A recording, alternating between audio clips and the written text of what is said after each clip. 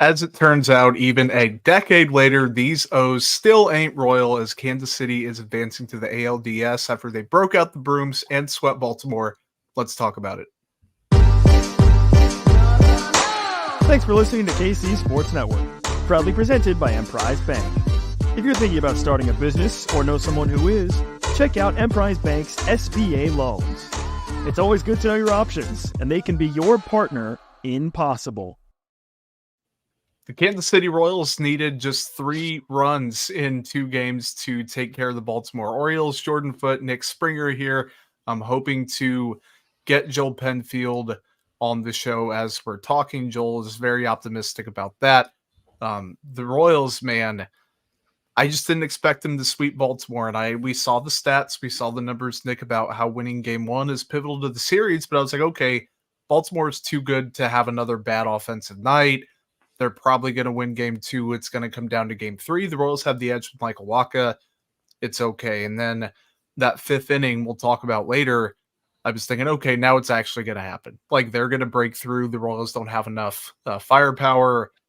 They just keep proving everybody wrong. And even my dumb self at multiple points on Wednesday night. Nick, insane feat for them, even though it's just a wild card series, to get that sweep and advance. Yeah, first and foremost, I am honored to get the call up to the major leagues here. Trying to pinch hit for Joel and Josh. Listen, it's, those guys have families, I get it. So that's what they're doing. They're dealing with that stuff. Totally respectable. I'm trying to pinch it. I'm going to do my best. Listen, I got about a 7 ERA in AA, so I'm going to hopefully not shit the bed too badly here for this side post-game show. But yeah, really excited to be here. And obviously, what better time for me to come on than after the Royals are advancing in the MLB playoffs, which is absolutely crazy.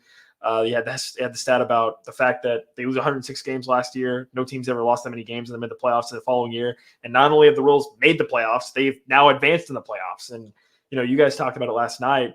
It was pretty clear from the game yesterday on Tuesday that Kansas City absolutely belongs in the playoffs. They deserve to be here, right? This is not the story of some team that was like, oh, they got hot or whatever, and they were lucky to be in and whatever. Like, no, these guys clearly deserve to be here, and it's been reflected in the last 2 games in this series against Baltimore, and that they absolutely have the arms to hang with probably anybody left in the playoffs at this point. When you think about what their pitching did against Baltimore, and the offense, while you'd like to see it get going a little bit more, like getting Vinnie Pasquantino back, having a guy like Bobby Witt Jr., those X-factor type players, like that can be all you need in some games. And that was kind of the case in these 2 games against Baltimore, was they just needed a couple X-factor type plays to go their way, and then the pitching did the rest. So, yeah, really incredible stuff. And yeah, this is not some Cinderella story. This is not some, small market team makes it and, oh, look at these guys, they're out there doing their best. Mm-hmm. No, these boys are clearly for real.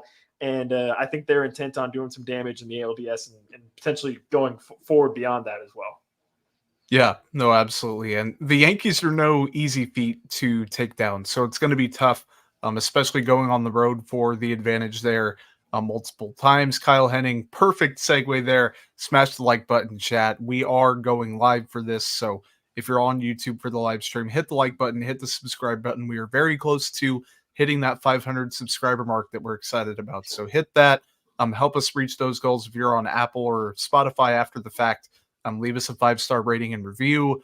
Subscribe to the audio channel there.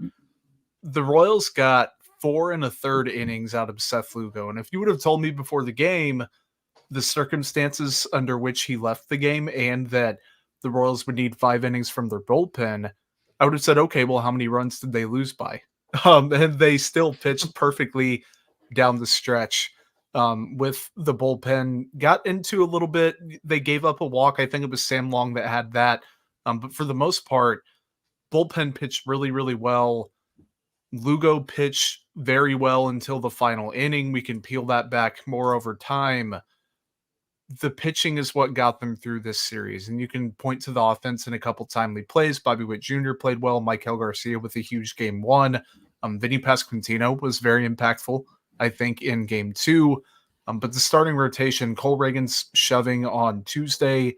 Seth Lugo having a pretty solid game, I think, up until that final point. And then the bullpen, I think it was Kent Swanson who tweeted, like, imagine telling a Royals fan midsummer that they'd get 7 2/3 or whatever it was scoreless from the bullpen, just completely shutting out in the wild card round.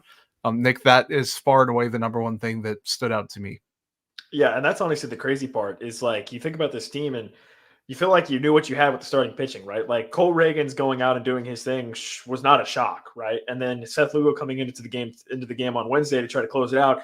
You were kind of expecting more of the same, right? And to your point, he was looking pretty good until he started to falter a little bit, and there was maybe a bit of a quick hook. I don't know. Did you feel like that was a quick hook for him at that point in the game? I mean, given the circumstances. I think that's exactly what factored into it, though, was the circumstances. Like, on one hand, there's nobody I would trust more, I think, to get out of that than Seth Lugo. If you're going to bring in an Angel Zerpa or any of those guys out of the bullpen, I'd still trust him over it. But when you give up the solo shot to right field from Mullins, which that can be a one-off, you can easily settle down after that. Then Urias had the bloop single to center field. Then you walk Gunnar Henderson. Then he couldn't play the short hopper. Like, I think that the moment was just becoming a little bit too big at that point for him, and I think that Matt Cucharo kind of picked up on that. So I think it was appropriate. If that's a regular season game, you probably just let him work through it. Totally different though. I think contextually, and people brought up, well, he was only at so many pitches and you could have kept him out there. Simultaneously, do trust him. I think that he could have worked through it, but you can't afford to leave it up to chance, I think, in the playoffs. So I didn't have too much of a crazy problem with it, I think. Yeah, and then the crazy thing that goes beyond that is then you go to the bullpen, and as you said, it's a bullpen that has been somewhat sketchy throughout the year, and you're thinking, oh boy, I don't know about this, right? And those guys just come in and really perform well, right? And the question I think was always for the postseason was if your starters can go, basically 6 or 7 innings, your 8th and 9th inning is looking pretty good with Yep. Bubic and Ursig. So it's just a matter of your starters being able to get there, and that hadn't really been an issue, right? I mean, it was, I think, was it 22 quality starts for Lugo this season That for sounds the about right. Royals? Yeah, Which is an so I insane mean, amount, by the way, exactly. just So ridiculous. you expect him to get to that number, and so the fact that he didn't get there because he was kind of having some issues, and they go for the switch, and still the bullpen steps in and does a fantastic job. And then obviously you do get to the 8th and 9th, and you're able to use Bubic and Ursig to close it out. Was very impressive. But yeah, I mean, I think going forward, Jordan, the thing is the offense is going to have to get going. Like, I don't think you're going to keep winning in the postseason by scoring 1 and 2 runs a game. Like, especially against the Yankees, you're going to need to see some more from the offense at some point. Yeah, no, 100%. They kind of threatened early, and they had the RBI single from Vinnie Pasquantino in the opening inning. Then Lugo had 2 strikeouts to end it. The same thing happened the next inning. He had a couple strikeouts, but they just couldn't string together at bats and runs. And you're going to have to against the Yankees. Like everything that I said and we said about the Baltimore lineup coming into this series, that applies to the Yankees and then some. And we'll kind of dive into the preview part of this podcast on that series. But man, 2 runs a game, 1 run a game isn't going to work. And Demetrius, a really good question there. I was trying to do the mental math in my head, and Reagan's off of Tuesday would have been 4 days of rest. So I still don't think that you quite risk putting him back out there and then resetting everything. Maybe you just throw Michael Wacha out as you would anticipate. And I was kind of surfing Twitter trying to get an answer really quick, but they're probably still celebrating in the clubhouse right now. So I would anticipate maybe you just roll with Wacha either way, facing Garrett Cole and then Carlos Rodon. Those first 2 games are kind of going to be tough anyway. At worst, you're going to get probably a flush pitching matchup for those 2. But it's going to be tough. I think we can simultaneously say they have their work cut out for them next series, but they also had their work cut out for them in this one. As the team that was playing with house money and didn't have a ton to lose, then they win game 1. You're like, oh, okay, well, everything, throw that out the window. This team, it brings back up the legitimate expectations that they have. And Bobby Witt Jr. saying it after the game, Vinnie Pasquantino saying it after the game. They didn't come this far just to come this far. Like, they expected to be here. They wanted to bring postseason baseball back to Kansas City. They will now officially be doing that. Next Wednesday, I believe, is the game 3 of the ALDS coming back to KC. So absolutely awesome pitching performance. And shout out to Angel Zerpa, who came in the 5th inning and got The Santander pop-up was from Lugo. Then the strikeout to Colton Cowser that hit him in the hand. Like, that was one of the more bizarre strikeouts that I can remember. And I couldn't decipher. We were talking in the DM about, well, would you just treat that like a steal situation because it's a strikeout and then the run scores, but it hit him, so then it's a dead ball and you don't count. So that worked against them. Then the ground out to Bobby Witt Jr. That fifth inning was nuts, man. And we don't have to go inning by inning. I think this one sums up the game. Danny Colomb replacing Zach Eflin, the Pasquantino single, Jacob Webb entering the game, Perez hit by pitch on the next at bat, 4-pitch walk to Yuli Gurriel, bases loaded, 2 outs, MJ Melendez strikes out. So the Royals had a huge opportunity in the top of the fifth, bottom of the fifth, bases loaded, nobody out, couldn't get anything to happen. So that kind of told the story of the game, and the Royals didn't take advantage of a ton of opportunities in this series, but they did just a little bit more than the Orioles, and that was the margin in a series that's decided by 2 total runs. Yeah, and I don't know, maybe that gives you a little bit of sense of optimism for the Royals heading into the Yankee series, in the sense that it wasn't as if you just got 2 runs off of 2 solo home runs and you didn't get anything else going, right? Like, the Royals were able to get guys on base multiple times throughout the game. Like, they were able to get guys on, just couldn't drive them home. But I mean, you got one of the aspects of that equation accomplished, which is getting guys in position to score, just couldn't get them to score. But now the matter of that is going to be going forward. Can they take that final step and actually get those hits, get those clutch plays? One of the things that kept kind of running through my mind watching the series is that during a lot of these guys, this is their first time in the postseason. I mean, even a guy like Bobby Witt Jr., first time in the postseason. Vinnie Pasquantino, Angel Zerpa in the game today for the Royals. These are all first time in the postseason situations for all of these guys. And I think it was incredibly impressive how they all handled it, right? I mean, it was very, very impressive, the composure that this team had, considering the circumstances on the road, right? Facing an Orioles team that should be pretty desperate. I mean, they haven't won a postseason game now. They're 0 in their last 10. So they are very desperate to try to get a win. And they didn't lose composure, maintained it, and did just enough to get the wins.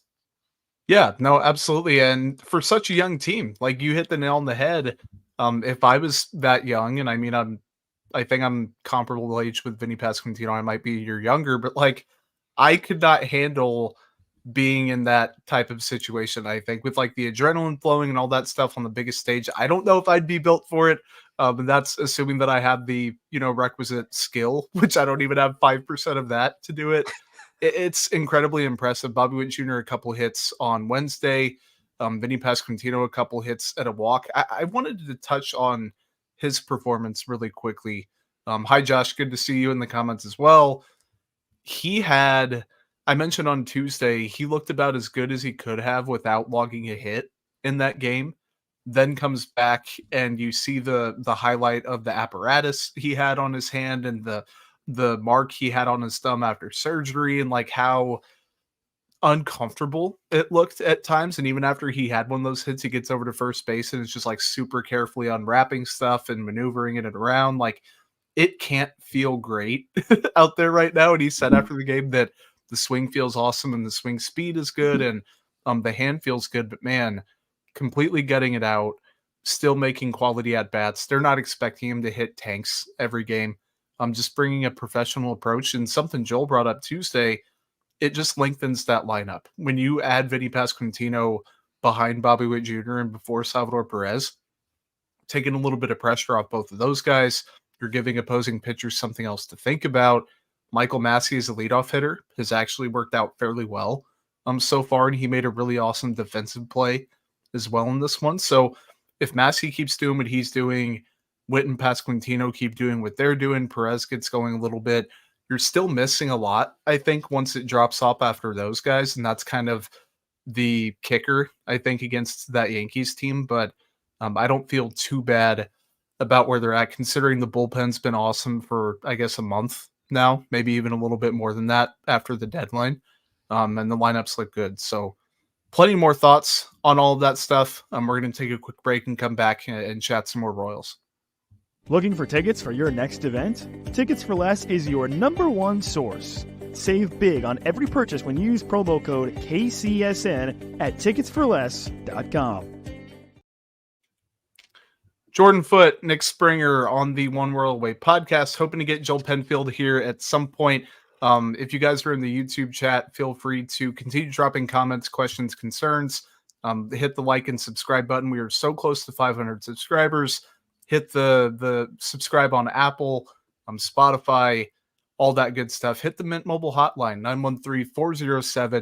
913-407-6524. Plenty of good opportunities there to reach out to the KCSN hotline and talk baseball, talk football. Chiefs have good stuff coming up. College football season is ramping up. Soccer's been awesome. So plenty of ways to stay connected and keep everything going there.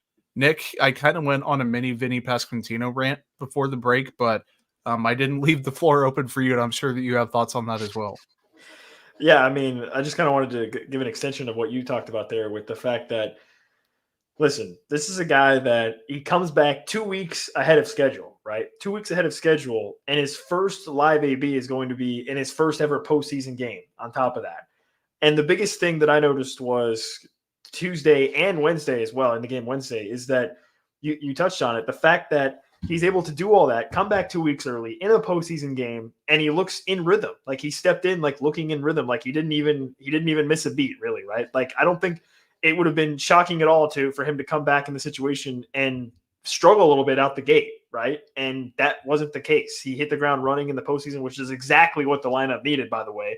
You talked about it as well, the fact that it's crazy how much better you can feel about this Royals lineup when Vinny is in it versus not, right? Like the difference in those two things is so dramatic just because of one player. It feels like he provides some cover for Bobby Witt Jr., right, as well, and relieves some pressure off Salvador Perez and helps out up there. So really impressive stuff. And then, again, for him to then come into the game on Wednesday and provide a big hit, obviously it drove in the first run of the game for the Royals is honestly, it's incredible. It's hard to wrap your mind around what he's doing. And I don't think you can understate I don't think you can overstate, what he's been able to do, coming back early and hit the ground running like this in the postseason, in his first ever postseason.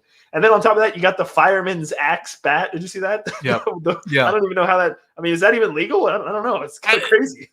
Yeah, no, all the stuff they were highlighting with him, like from looking at the hand to what he had on covering his thumb to the bat, I'm like, a lot of this seems to border on you shouldn't be allowed to do that.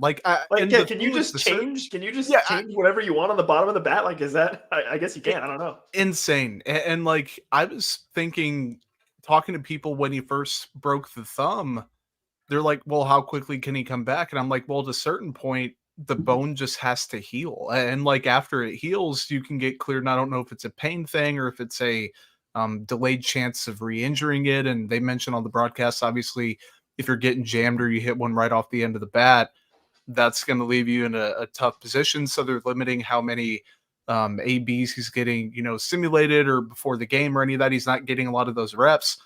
He had the BP as the last kind of take a couple of these back-to-back days, see how you handle it, see how you feel. It is insane. Like, I cannot fathom coming back that quickly from something like that. Presumably was doing well enough and healing well enough to get cleared by the doctors, and all of that's fine, but still gutty performance by him. We recorded, I think, literally a week ago, maybe less than a week ago, and I didn't think that he'd be back until maybe late ALDS, early ALCS. I still wasn't buying the entire hype that he'd play in the wild card round. He played both games and played fairly well in both of them. So hats off to him. And the last kind of thought on him and Bobby Witt Jr., the Royals have their next duo, I think, to be the faces of the franchise. And Salvador Perez is always going to be there as long as he's on the team. Or as long as he's playing. He's always going to be on that team. I don't think he's going to go retire somewhere else and go off. I don't think that he isn't going to be a prominent part of Kansas City baseball. But it's Bobby Witt Jr.'s team now, I think, just because of how he's played and how he's the young up-and-coming guy. Vinnie Pasquantino's right there, though, in terms of leadership position, in terms of being a fan favorite, in terms of the high impact. And he didn't have the raw numbers, but he also had, he was great at RBIs. He was great in clutch moments. He was great when he needed to be, despite kind of an inconsistent season with some up and downs. he's going to be a mainstay in the Royals lineup and for the Royals franchise. Like if you ranked all the players that were extension eligible and you had to put your chips on certain ones, I'd put almost all my chips in on him. Like I think he's going to be a Royal for a really long time. The team loves him. He loves the team. He loves the city. The fans feed off of it, I think, and likewise to him. So having both of them interviewed by Jeff Passan on the field after the game seemed Pretty very cool stuff. fitting. Yeah, very cool, very fitting. Couldn't have picked two more deserving guys. Maybe Salvador Perez is the third. So hats off to them.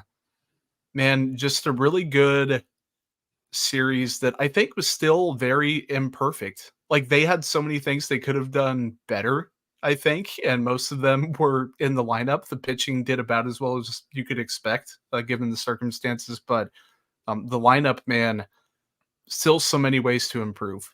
Still a lot of ceiling, I think. Now, will they hit that ceiling? I don't know, and they're probably going to need to approach it to beat the Yankees in a full series. But still, you're getting 3 runs in 2 games. That's not going to cut it long term, and I think that's also a reason for optimism that they just swept and didn't bring their best stuff in at the plate.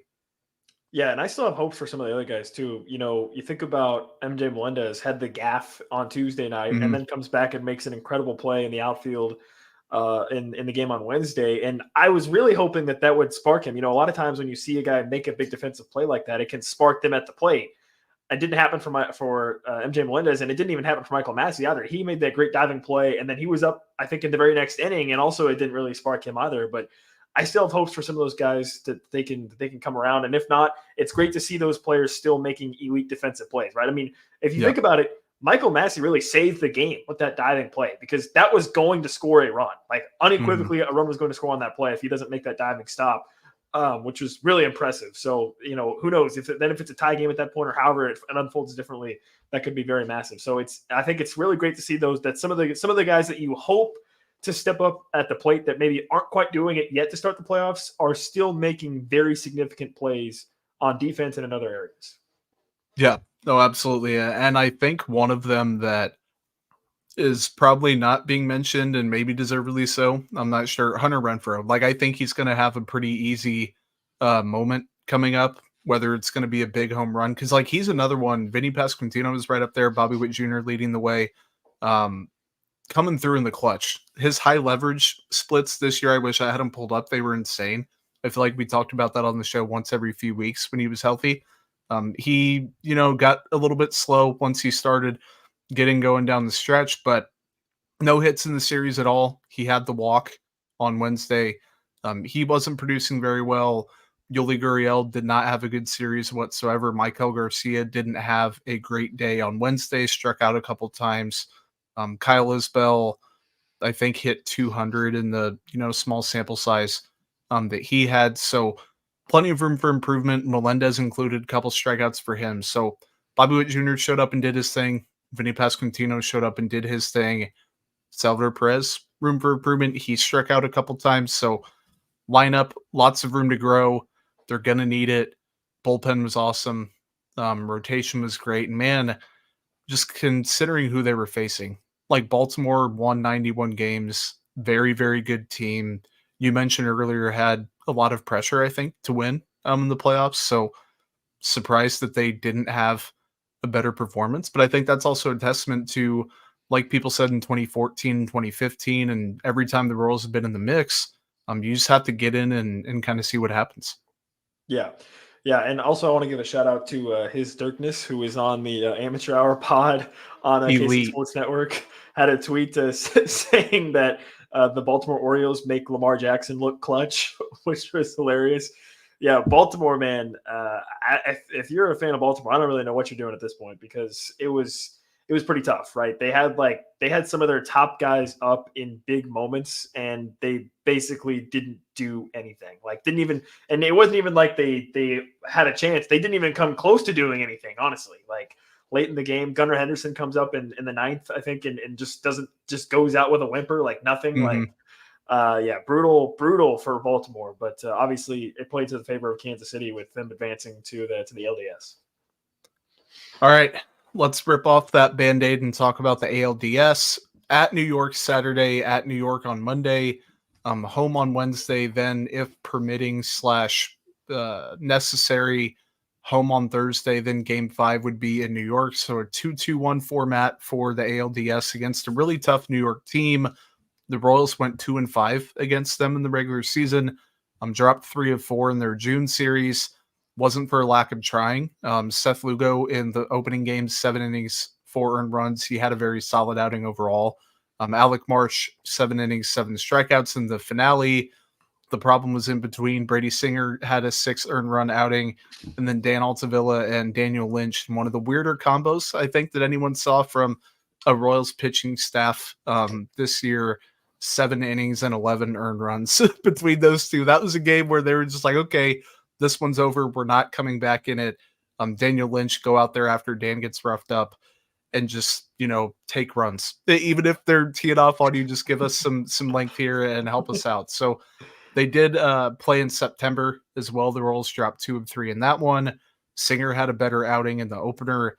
Lugo, 7 innings, 10 strikeouts. I really remember that one vividly. Fantastic performance from him. And then a really good Cole Reagans game, 6 innings, 2 earned runs there. So the sample size there, I don't know how much I believe in the whole it's hard to beat the same team X amount of times, or the regular season, the postseason directly correlate, and it's a reflection of how you match up with them. 7 games is not nothing. I think that also most would agree that raw talent-wise, the Yankees are probably a better team than the Royals, but also it's the Yankees and it's a playoff series, and I think that is a little bit overblown sometimes, but we just witnessed it with Baltimore too. Like the makeup does matter, I think, in the playoffs, and the Royals just proved they can overcome the odds and beat teams in a series, and they didn't even need all 3 to do that against Baltimore. So Nick, initial thoughts on going to face the Bronx Bombers in the ALDS? Yeah, you mentioned it with the Yankees in the playoffs. Like basically, unless you're the Twins, like the Yankees generally, they can be, so yeah, I think kind of like you mentioned it with the starting pitching that the Royals have, like, you can almost bank on the Royals having a really good chance to be in at least a couple of these games, right? Like you can expect it to be within a couple runs, probably late into a game when you have guys like Seth Lugo and Cole Reagans, and hopefully you can get some decent outings from your others. But listen, in the playoffs, if you can just be in a position to be within arm's length of a team like the Yankees, right? And listen, when you're a team like the Yankees, all the pressure is on them, right? Like all the pressure is on the Yankees. Like they're the Yankees. They have a $300 million payroll, right? Like they're supposed to be making this run to the World Series. They're supposed to be there. Aaron Judge is supposed to be the MVP over Bobby Witt Jr. Like they have all the pressure on them. So if you're the Royals and you're just hanging around, you're just in games, that pressure is going to mount even more, right? Yep. For the Yankees. And so that's where I think the Royals have a real chance is kind of like we discussed with the series against Baltimore. It's like the Royals, they only scored 3 runs, but it wasn't like they didn't have a ton of opportunities. They were able to get guys on base. The question is just can they get them around and turn that into manufacturing some more runs? And it's going to be a challenging series. There's no question about it, right? I mean, the Yankees definitely have a ton of firepower, and it should be a real challenge for them. But again, I think with this type of pitching that the Royals have, you're going to be in position to be in games, probably multiple games. And if you're in that situation, all you need is a couple of things to go your way, and all of a sudden, you can win a game or 2 that way and really turn the heat up, right? And really turn the pressure up. For the Royals, like it seems pretty unlikely they would be able to win 2 in New York, but you win 1, you split, then you're in pretty good shape coming back to Kansas City, right? And so that's the other big thing about this is Kansas City playoff baseball is back in Kansas City, right? Like playoff baseball was back for Kansas City these first 2 games, but now it's actually going to be in Kansas City. So yeah, no, I'm totally with you on that. I think the goal should be obviously not for them. Their goal is going to be to take both, but split 1 realistically, split and take 1 rather. With that in New York, the thing that what keeps bringing me back to New York, they've had a weird arc of a season where they started off out of the gate really hot, and then they had a midseason lull where people were like, okay, well, the Yankees are doing their thing. Then Carrie, I'm with you. I think it is Waka game one, just with how the rest matches up, and that stuff can obviously be dialed back a little bit for the postseason, especially if you're not throwing 100 pitches for those guys. As I think we're having, yeah, we are indeed. Joel Penfield jumping on. Let's go! Just Come in time. on, man! What's up, man? I am fired up. Let's go! Thoughts on the Yankees? We're just now transitioning over to that. I mean, it is going to be a very, very, very tough series. You're going into the Bronx is a different place in October. So those first two games are going to be really, really tough. I'm not going to sit here and act like I 1000% believe the Royals are going to go in there and get one. But Sure. if they do, my confidence level is going to raise a lot because it's split coming back to Kansas City. It's a 5-game series. I do wonder, though, I think the kind of intangible matchup, I guess, as I was driving home and thinking about it, was the Royals. They have some guys with playoff experience, but a lot of their key contributors do not. Mm-hmm. And there's an element of they don't know what they don't know. Yep. And the Yankees side for the last decade and a half has been a lot of playoff utility. So I wonder if some of the ghosts of playoffs past the last few years comes up for the Yankees at all. And they get tight in one of these 2-1 or 3-2 games that the Royals are most likely going to be in because their pitching is going to stay in it. And I don't know what I'm going to get on offense outside of Vinny and Bobby and maybe Massey. Like, I don't know right now. I mean, heck, last year or 2 years ago when the Yankees made the playoffs and Judge was the MVP, they booed him off the field. So you end up in a situation where it's tight. That kind of stuff could pop up again because Yankees fans are restless and chaotic. So the Royals almost need to drag them into a Iowa Northwestern Big Ten rock fight and just see what happens. Because I don't think you're not going to outslug the Yankees. You're just not. But if you can drag them into a pitcher's duel and they get tight, crowd gets restless, it gets a lot more interesting. Yeah. No, that's literally right before you jumped on. Nick was talking about that. He was like, well, you keep those games close and like the no. Yeah, it's a perfect encapsulation and doubles down on a good point. Yeah. He was like, man, you keep those games pretty close. And like Carrie said, with the starting pitching, you're always going to have a chance. You keep those in and it's 3-2 or whatever in the 7th, 8th inning. The Royals are going to be playing carefree, loose baseball like you saw against Baltimore. Sometimes that's going to come back to bite them if they're a little bit too carefree, and sometimes it's going to work to their favor. The Yankees, it's going to lean pretty far in one direction, I think. So talent-wise, though, since August 1st, they are top 8 in WRC+, slugging, wins above replacement, the pitching, 12th in ERA, 8th in strikeouts per 9, 4th in wins above replacement since the beginning of August. You're facing Aaron Judge, you're facing Juan Soto, you're facing Jazz, you're facing Stanton, who, more polarizing than anything these days, I think, but still 100%. Dangerous to face. Cole and Rodon is a lethal duo atop the rotation. Now, we talked about this when we previewed the playoffs, that Nestor Cortez going on the IL kind of shakes things up, and it's going to be Luis Hill or Clark Schmidt being the game 3 guy for them. I bet it's Hill. I think it is too. From what I remember seeing, like nationally, when they talked about Clark Schmidt, he could start games, but they kind of want to use him as like a hybrid. Okay. Like maybe it's a piggyback with a heel, or it's 5, 6, 7, or out of the bullpen in the 7th. They're going to kind of mix and match him. What is going to be interesting is how the Yankees handle the late innings, because Clay Holmes has been, we talk about like a James MacArthur or a John Schreiber or an Angel Zerpa at times earlier this season being gas cans. This guy has been a mega gas can for most of the season for this team. And yeah, he's got 30 saves on the year, but I think he's got 11 or 12 blown saves too. So, and including blowing one against the Royals in that one game they won when Michael had the walk-off double. Yep. So we've seen it. Like, he is super volatile. And so I wonder how they're going to utilize like Luke Weaver, who was objectively terrible for the Royals a couple of years ago, has turned himself into a really, really solid reliever for the Yankees. I wonder if he kind of becomes their back end of the bullpen option. I'm not sure who else they're going to be able to throw. I'm gonna check their roster real quick, but it's going to get really interesting. And with the way that the Royals have been throwing, it exudes a lot of confidence. And for all of these guys. And, it's kind of the opposite of hitting is contagious. Strikeouts and getting the productive outs that these guys have and throwing so successfully against a very good lineup in Baltimore on the road, tough environment, to be able to do what they did in that series is going to breed a lot of confidence so that I think will carry over.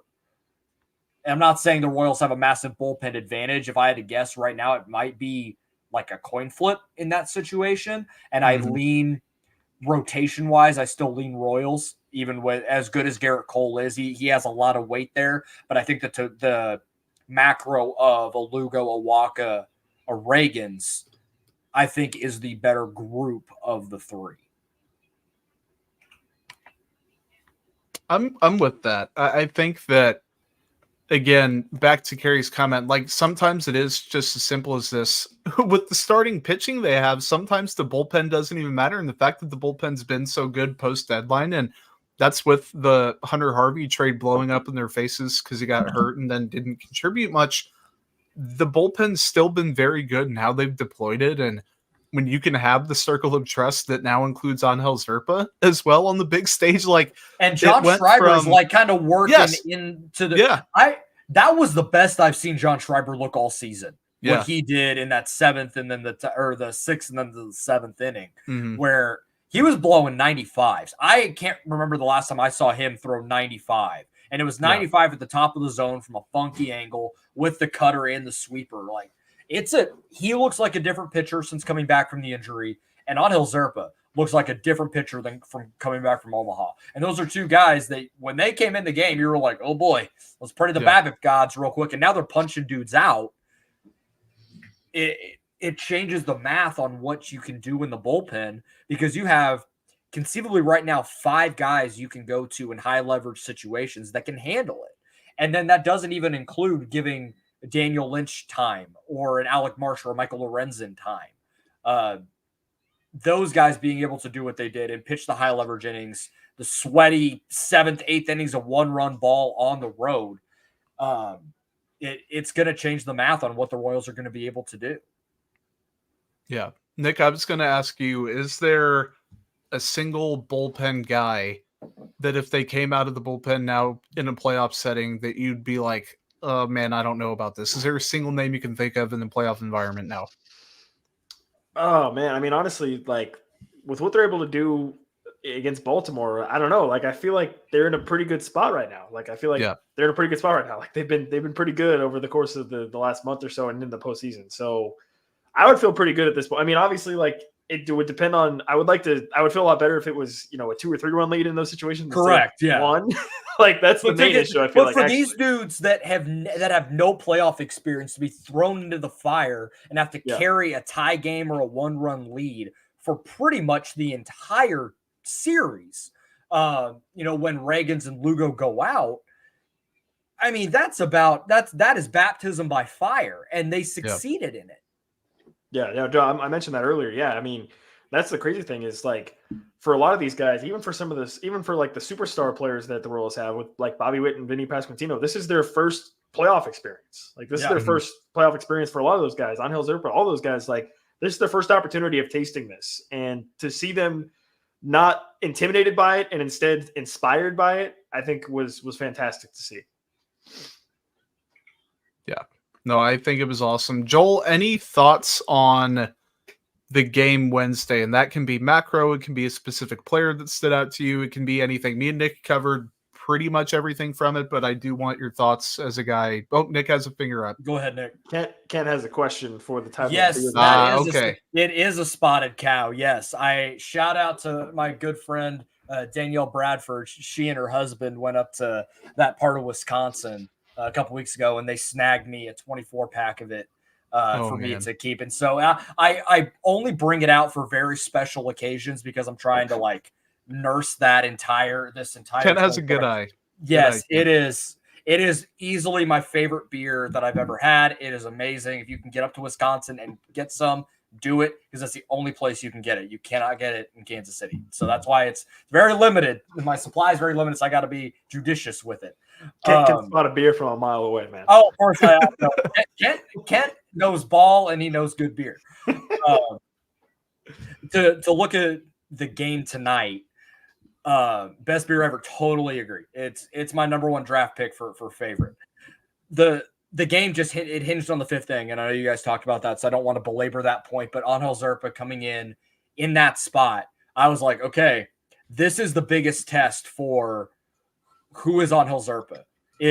Was there a mirage with what we saw at the end of the year? Is he going to be able to handle this spot? We've seen him come in with muddy innings throughout the year and get got on like a ground ball or a hard hit ball because he's just trying to get in the strike zone, with an 0-0 or 0-1 fastball. And instead he just balls of steel, gets out of that inning. If you want to look at one moment, it was that. It was him coming in the game and getting those 2 outs of Santander or getting Cowser and then the strikeout after. Absolutely huge. Just an absolutely unreal performance there. Sam Long, again, a comfy 7th inning. Bubic, a comfy 8th. Ursig, comfy 9th. You guys mentioned it as well, and Nick specifically, the play that Michael Massey made. Play of the year for the Royals. And I don't think that's hyperbolic to say, given what we know now that the game is done, that if that gets through, it's guaranteed to score. And at that point, it would have been 2-1, I think. And who knows what the Royals are able to do offensively to even try, because that was before Bobby had come up and any of that situation. So Michael Massey making that play and getting the ground ball, it changed the complexion of everything, because it kept the Royals in the game and just didn't let an inning blow up on him. Because if that gets through, or he dives, barely misses it, hits his glove, and it's another, ball that just barely, it gets through, who knows how the inning unravels after that. And I know, and I do want to shout out MJ Melendez. I know he had a tough night at the plate, but to have the moment he did yesterday, misjudging that knuckle fly ball that Arias hit, and leading to 2 bases, he makes a great jump. And that was an elite outfield play. Yeah. And from the route efficiency, the ability to run it down and track it, and the jump to get it was huge. And it was Ramon Arias as well, coincidentally enough. But a huge play from him in a situation where I was like, I don't know if this is going to get caught off the wall, what's going to happen. And he made the play, and he made it look almost effortless. It was really, really impressive. And obviously Bobby's speed, made the difference tonight once again, and comes through in a big spot, because of course he did. The other side of everything, I know we've made a lot of this about the Royals, and obviously so. I was really disappointed in what I saw from Baltimore. I thought they were going to be a team. If the Royals were going to lose, I'm like, okay, Baltimore's going to be a team that's going to be there at the end. They're probably they might get out of the American League, and get to the World Series. And some of the, obviously a lot of the credit goes to the Royals pitching, but Gunnar Henderson was punchless. Adley Rutschman was punchless. Anthony Santander had nothing. The only thing they did was the Cedric Mullins home run. They couldn't get a big hit in a big spot. They were striking out a lot. Ryan Mountcastle was in a torture chamber in both of these games. They could just flip sliders over below the zone and he was going to swing. It was just bizarre. From a lineup that we talked about before the series of, they're going to be really tough. The Royals are going to have to hit. The Royals only needed 3 runs to beat them in their home ballpark. Something about Baltimore teams in the postseason and not coming up when clutch. it matters. Yeah, it's something. Yeah, they're good. That team is going to need to do some soul searching this offseason, because this is back-to-back years that they've gotten swept out of the playoffs when there were really high expectations. 101 wins last year. You get swept out by Texas. You get swept out by Kansas City in your home ballpark in the wild card. They're going to have to figure some stuff out. And they're probably going to lose Corbin Burns as well, the guy that they brought in to be their ace to get out of here. So it's that offseason is going to be really fascinating for me, and how they handle it to try and get over the hump. Yep. And I'm not sure that a full year of Jackson Holliday, who was not particularly awesome. He was not good, which was shocking to me. Yeah. So I still like them. I still love the individual pieces, but as a team, they're bordering on you have to prove it to me before I buy in again, much like it took me a few years before the Ravens got to that spot for me. But I want to give some toast games on the way out here. I'm going to give mine to Michael Massey because I have hands down been the most critical of Michael Massey on the podcast this year. He has played and is playing like a guy who can hold down second base every day for a 2025 team that should expect to contend. Defensively, we've always heard about how awesome he is, and then the metrics have been backing it up. And he just made the play of all plays on Wednesday at the plate, had a couple more hits like leadoff. I don't know if that's a long-term thing or not, or if it's a gimmick or they're just trying to get by. That's neither here nor there. He has 3 hits in the leadoff spot. Like, it's been working. Nothing at this point. And you don't, if it's not broke, you don't fix it. So leave it there for now. Michael Massey's been very solid. So hats off to him offensively, defensively. Really awesome job, Nick. Who you got? I'm going with Vinnie Pasquantino. We talked about him quite a bit earlier in the show, but for him to come back the way he came back in the postseason, and not only for him to come back as quickly as he did, but to be effective, right? Like, I don't think anybody would have blamed him if he, came back and struggled. They would have been like, oh, he just wanted to try to get back as quickly as possible. And, for whatever reason, it didn't work. But for him to come back and play the way he did on Tuesday, and then on top of that, followed up on Wednesday with an RBI and getting Kansas City on the board on the game against Wednesday, in the game against Baltimore on Wednesday, like, absolutely incredible stuff from him. And I said it again earlier. I said it earlier in the show, and I'll say it again now. Like, I don't think you can overstate what he did. Like, coming back as quickly as he did, and then hitting the ground running in the postseason and being effective, and really making you feel significantly better about this lineup that the Royals have versus him not being in it. So, Vinnie Pasquantino, my toast game. I'm toast gaming the entire bullpen. I mean, I think it's 7 2/3 shutout, only give up 2 hits, strike out 8 in those 7 2/3, and just lock a game down, something that we've been begging for and hoping for most of the season. And they were able to provide that today. And Sam Long, Chris Bubich, Lucas Ercik, Angel Zerpa, John Schreiber doing the damn thing, getting the Royals to the Bronx, and that's the reason why the Royals are going to be there. So shout out to the bullpen. Gotta love it. All right, guys. Well, Royals and Yankees first pitch at 5:38 p.m. Central Time. 17:38, baby. Exactly. 17:38 for the more important tracking metric there on Saturday at Yankee Stadium. Going to be one heck of a series with 2 teams that are really fun to watch. So we'll be back. We're going to try to be going live for all these post-game shows, and the Royals just keep providing us with the content machine and plenty of good things to talk about. So on behalf of Nick, Joel, Josh, and myself, we'll have more coming up on the docket. Lots of good stuff coming up. Take care. Stay safe. We'll talk to you.